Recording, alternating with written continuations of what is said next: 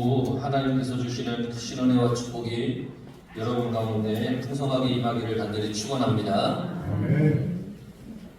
여러분, 불평하고 원망을 하면 불평과 원망의 정점에 이르면 과연 어떻게 될까요? 사람이 한번 스스로의 어떤 인생을 이렇게 한번 되돌아보면서 한번 생각해 보세요. 내가 불평과 원망을 품으며 살 때가 있었잖아요. 그 불평과 원망의 정점에 이르면 과연 어떻게 되었었나?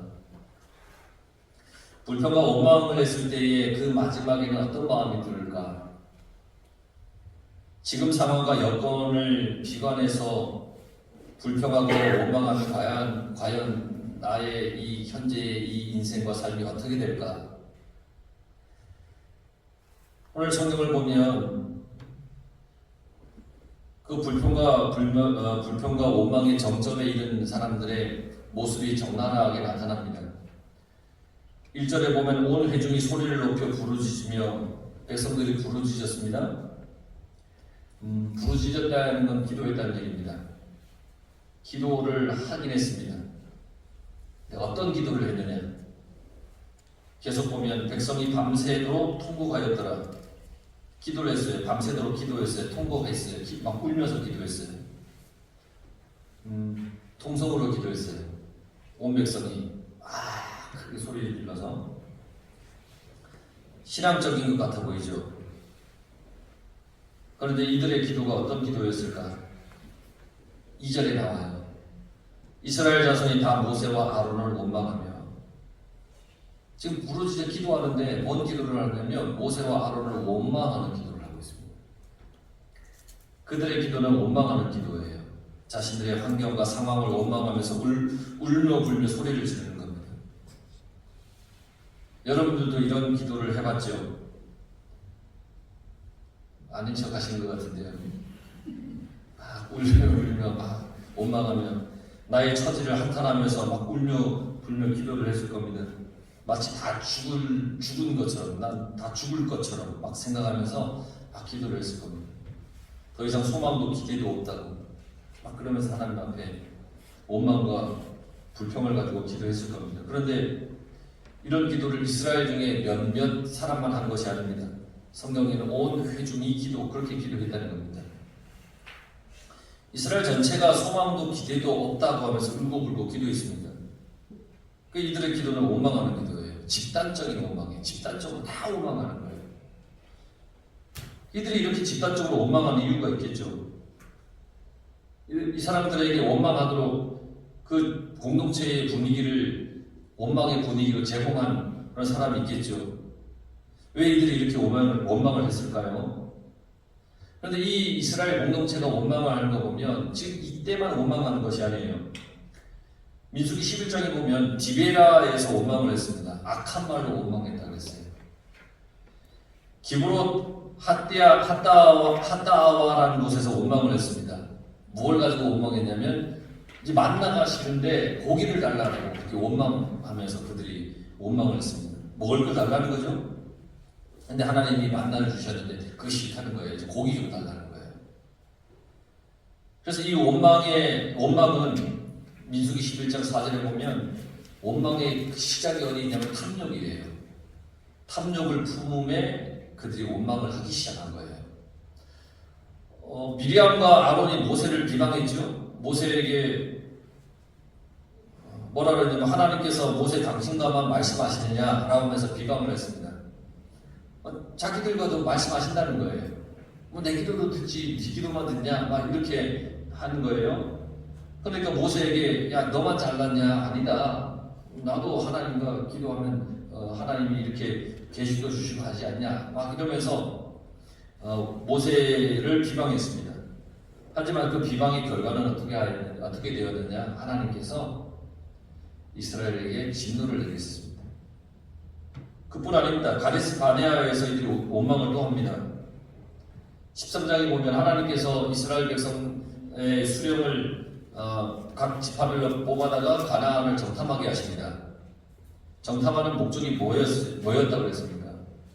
원망하고 불평하는 그들에게 하나님이 약속한 땅을 보여주어서 기대와 소망을 품게 하려고 정탐을 하게 한 겁니다. 그런데 정탐하고 돌아온 사람들이 뭐라고 얘기를 합니까? 하나님께서 주시고자 한 땅에서 희망과 기대를 보고 오지 않았습니다. 원망과 불평을 하던 그 눈을 그대로 가지고 갔기 때문에 아무리 젖과 꿀이 흐르는 좋은 땅이라도 원망과 불평의 눈으로 보니까 다 원망과 불평으로밖에 보이지 않았습니다. 분명히 좋은 것이었습니다. 그런데 그들은 걱정거리만 보고 왔습니다.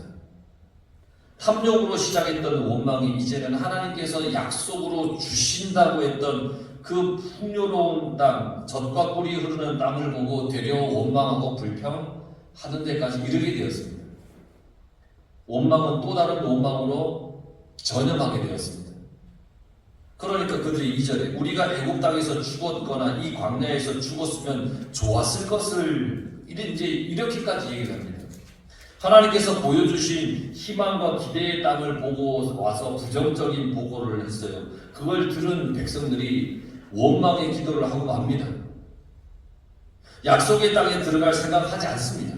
오히려 그곳에 가면 아낙 자손들, 거인 같은 사람들이 있는데 거기에 우리가 가면 소칭 우리 개 죽음당합니다. 못 갑니다. 그러면서 원망을 했습니다. 원망의 눈으로 부정적인 보고를 한 사람들이 낳은 결과입니다. 여러분, 아무리 좋은 것을 보여줘도 다 원망으로 보이는 겁니다. 왜냐하면 원망과 불평의 눈으로 갔으니까. 그러니 우리의 눈이, 우리의 믿음이 원망으로 향하지 않기를 늘 조심하시기 바랍니다. 내가 원망을 하는 마음을 가지면, 원망하는 눈을 가지면 그거밖에 보이지 않습니까? 원망은 우리에게 영적인 질병을 걸리게 합니다. 그게 불평, 불만을 갖게 하는 겁니다. 신앙생활에서 가장 심각한 질병 중, 영적 질병 중에 하나는 불평, 불만을 갖는 거예요. 원망의 마음을 갖는 거예요. 지금까지 이스라엘 백성들이 가진 그러한 태도이죠. 이들은 이미 영적인 병에 걸렸습니다. 질병에 걸렸습니다. 불평, 불만으로 가득한 사람이 보는 것은 다 불만스럽습니다.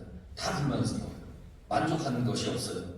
가나안 땅을 보여줬는데도 불평하잖아요. 분명히 젖과 꿀이 흐르는 좋은 땅을 보여줬는데도 불평하잖아요. 모든 것이 불만스러운 거예요. 이런 사람은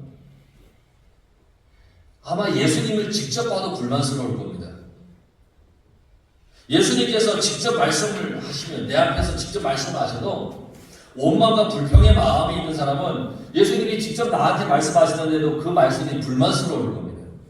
그만큼 불평과 불만의 마음은 우리에게 심각한 신앙의 질병을 갖다 준다는 겁니다. 그래서 불평과 불만의 마음에는 그 속에 주님이 있을 곳이 없습니다. 여러분, 아무리 광야가 힘들어도 하나님께서 그들을 인도해 가셨잖아요. 아무리 광야의 길을 그들이 힘들게 걸어가도 하나님께서 먹을 것도 주시고 물도 내려주시고 많은 곳에서 보호해 주시고 가야 할 때와 서야 할 때를 가르쳐 주시고 다 그렇게 하셨잖아요. 여러분, 하나님께서 인도하시면 그 길이 가장 안전한 길입니다. 내가 보기에는 불만스럽고 내가 보기에는 좀 불안해 보이지만 사실 하나님이 인도하시는 그 길은 가장 안전한 길입니다. 하나님께서 나를 가장 안전한 곳으로 인도하실 때 우리가 할 수 있는 것은 그저 하나님 감사합니다 하면서 따라가는 겁니다.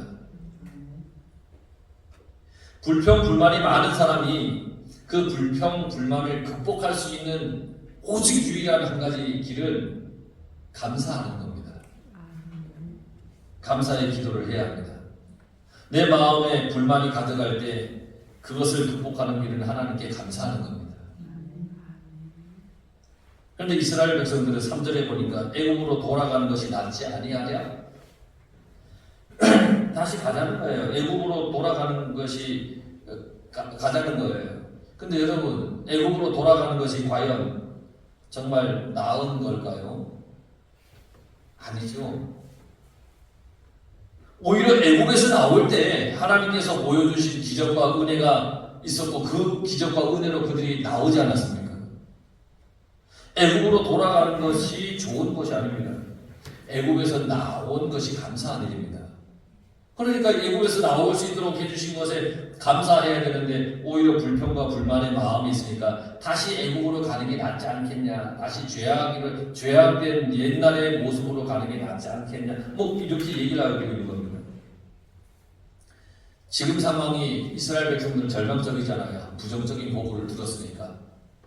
하여튼 우리도 마찬가지입니다. 만약에 지금 내가 처해 있는 상황이 혹 절망적이라 해도 이런 불만의 마음, 불평 불만의 마음을 품고 과거에 죄악된 곳으로 돌아가려고 해서는 결코 안 되는 겁니다. 지난날 나를 이끌고 지금까지 믿음의 길을 걷게 해주신 하나님의 은혜에 오히려 감사하며 감사거리를 찾으면 그러면 원망이 사라질 겁니다. 그러니까 날마다 여러분 감사하며 살아가시기 바랍니다. 또 계속 보세요. 4절에 우리가 한 지휘관을 세우고 애굽으로 돌아가자. 이스라엘 백성들은 하나님께서 세우신 모세를 이스라엘 백성들은 버리고자 했습니다. 하나님의 말씀을 거역하려는 불신앙으로 돌아가려고 했습니다.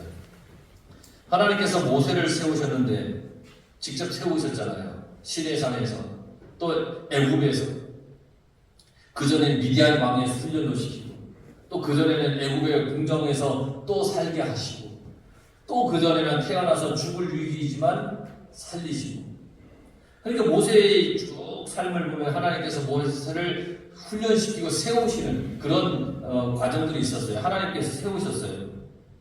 그런데 이스라엘 백성들은 뭐라고 했냐면 지금 우리가 지휘관을 세워서 우리가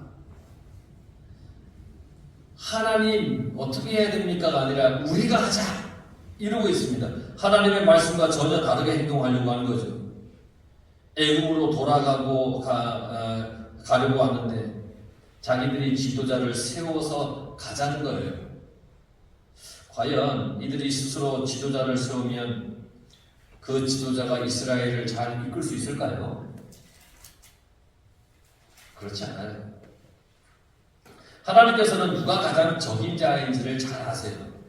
누가 제일 알맞는 사람인지를 하나님이 제일 잘 아세요. 그래서 하나님이 모세를 세우신 거예요. 그런데 애굽으로 돌아가려고 죄의 세상으로 다시 돌아가려고 자기들의 지도자를 자기들이 세우려고 하는 것은 참으로 어리석은 일이라는 거예요. 광야 같은 곳에서 대적이 광야 같은 그 험한 곳에는 대적이 많기 때문에 더욱 하나님만 의지해야 되는 것이죠. 이 세상에는 나를 대적하는 그런 무리들이 참 많아요. 나의 힘으로 이길 수 없어요. 그래서 더욱 하나님만 의지해야 되는 것입니다. 하나님을 의지하지 않고 자기 마음대로 하려고 하는 게 불신앙인 겁니다. 여러분 하나님을 의지하며 하나님만을 따르고 하나님 말씀만을 의지하며 살아갈 수 있길 바랍니다. 하나님께서 세우신 종을 따르는 것이 복된 길입니다. 하나님께서 그 종을 통해서 나를 광야의 세상에서 살아가는 그 길을 보여주시기 때문입니다. 하나님이 모세에게 말씀하셔가지고 모세에게 이것 시키고 저것 시키잖아요. 왜 그걸 시킵니까? 광야에서 이스라엘 백성들이 어떻게 해야 살아갈 수 있는지를 하나님이 아시니까 하나님께서 직접 세우신 모세를 통하여서 하나님이 하나하나 살아갈 길을 보여주시는 겁니다. 우리는 신앙의 삶을 살아야 됩니다. 그러니까 하나님께 순종하는 삶을 살아가야 되는 겁니다. 이렇게 불순종으로 치닫고 있는 백성들에게 모세와 아론이 그리고 여호수아와 갈렙이 백성들에게 온 힘을 다해서 하나님의 뜻을 전하고 있습니다. 가나안은 하나님께서 약속하신 가장 좋은 곳입니다. 우리가 충분히 그곳을 차지할 수 있습니다. 하나님이 약속하셨습니다. 믿으십시오. 우리가 가서 봤습니다. 이러면서 여호수아와 갈렙이 이야기를 하는 겁니다. 9절에 보세요. 다만 여호와를 거역하지 말라 그랬잖아요. 두렵고 떨리고 무서워도 하나님을 거역하지 말라는 겁니다. 하나님께서 함께 하신다는 사실을 믿으라는 겁니다. 하나님의 약속을 믿으라는 겁니다. 주시고자 한 땅을 기업으로 받을 수 있으니 믿으라는 겁니다. 지금은 안악자손이 보이고 지금은 여러 가지 불평 불만이 있어서 어려워 보이는 그러한 분을 가지고 있지만 그래도 두렵고 떨리고 무서워하는 마음을 버리고 하나님이 말씀하셨으니 그 말씀 거역하지 말고 가자는 거예요. 우리는 하나님의 말씀을 참 많이 거역하며 살았잖아요. 그런데 언제 하나님의 말씀을 거역했을까요?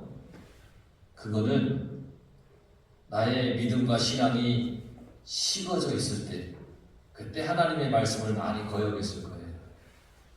하지만 나에게 신앙이 살아있을 때는 하나님의 말씀이라면 우리는 어떻게 했어요? 무조건 순종했잖아요.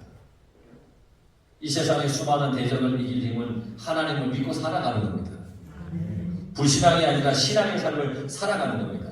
근데 이렇게 하나님 믿어야 됩니다. 하나님께서 약속하셨습니다. 그러니까 백성들이 어떻게 했냐면 10절에 온 회중이 그들을 돌로 치려 하는데 우왕좌왕하는 백성들에게 하나님을 믿고 나가자 그랬어요.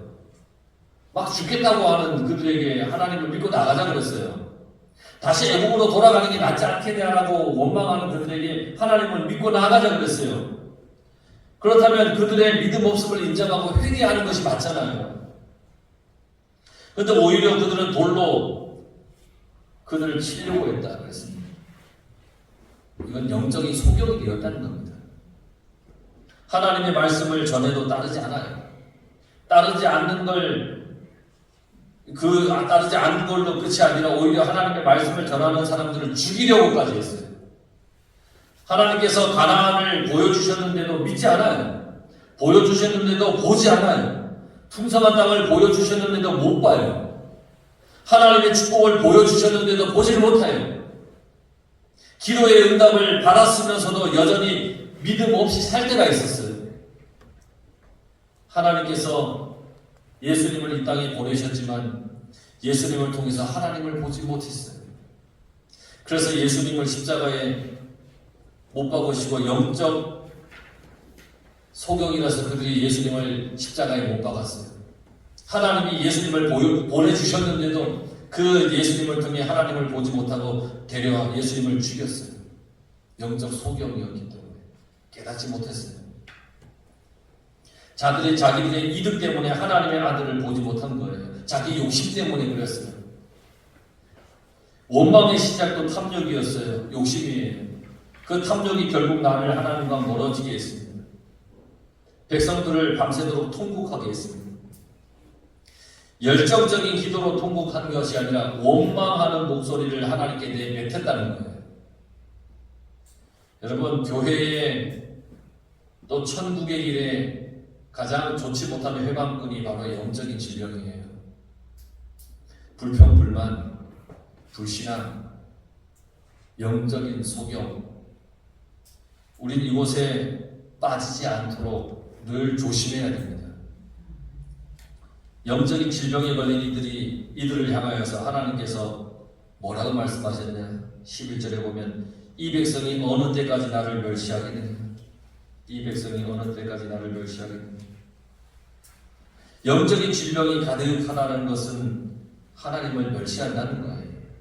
하나님을 멸시하면 결국 여러분 죽음밖에 없는 겁니다. 그러나 하나님께서 12절에 계속 말씀하세요. 내가 전염병으로 그들을 쳐 멸하고 내게 그들보다 크고 강한 나라를 이루게 한다. 하나님을 멸시하면 죽습니다. 멸시할 사람들은 다 죽이고 다른 민족을 만들려는 것이 하나님의 생각인 거예요.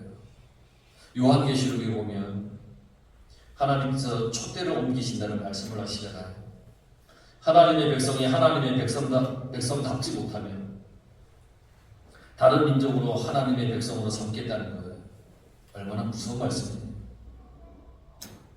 구원의 자리에 초대를 했지만 깨닫지 못하고 거역하면 다른 이들을 구원의 자리로 초대하겠다는 거예요. 깨닫지 못한 이들은 버려진다는 거예요. 하나님의 구원의 자리에 들어서지 못하게 되는 원인은 원망과 탐욕에서 시작이 됩니다. 구원의 자리에 들어서는 것은 순종하는 것에서 시작이 되는 겁니다. 여러분, 하나님 말씀 순종해서 구원의 자리에 늘 들어서시기 바랍니다. 원망의 부르짖음이 아니라 순종의 부르짖음, 불평 불만의 부르짖음이 아니라 하나님께 감사하는 부르짖음, 하나님께서 예비하신 천국을 소망하며 기대하며 부르짖는 그 부르짖음, 영적인 질병에서 벗어나 하나님의 말씀만을 따라가겠습니다라고 하는 하나님의 자녀로서의 그 부르짖음이 여러분 가운데 항상 임하기를 간절히 축원합니다. 기도하겠습니다.